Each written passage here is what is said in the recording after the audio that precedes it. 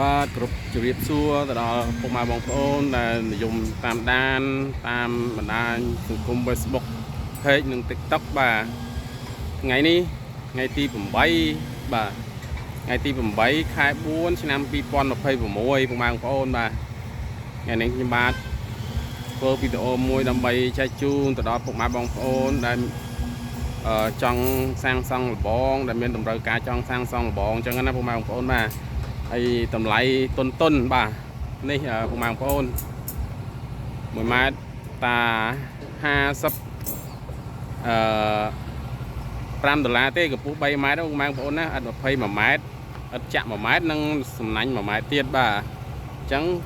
ខាងពេកយើងខ្ញុំទទួលធ្វើគឺ1ម៉ែត្រ$55បាទដោយសារអីវ៉ាន់ឡើងថ្លៃពុកម៉ែបងប្អូនបាទ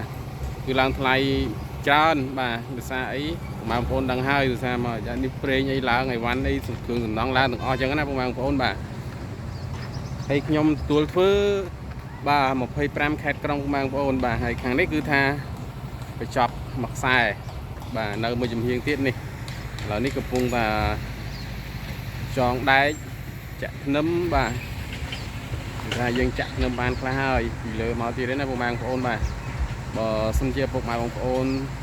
ត្រូវការជាងបាទតម្លៃតុនបាទម៉ៅទាំងសម្ភារៈម៉ៅដាច់ទាំងសម្ភារៈបាទតម្លៃតុន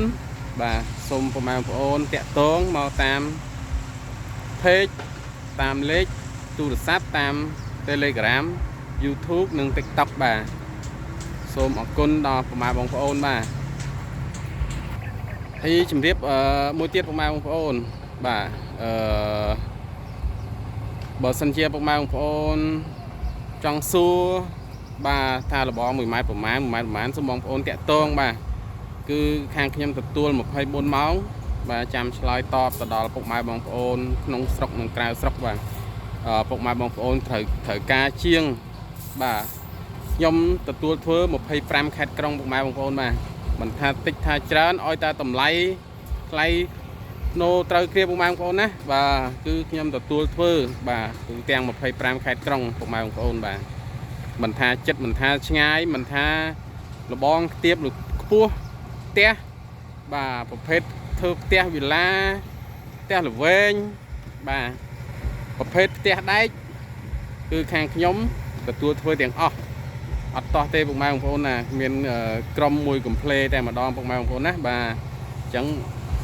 ពុកម៉ែបងប្អូនត្រូវការជាងតុនបាទតម្លៃធូរ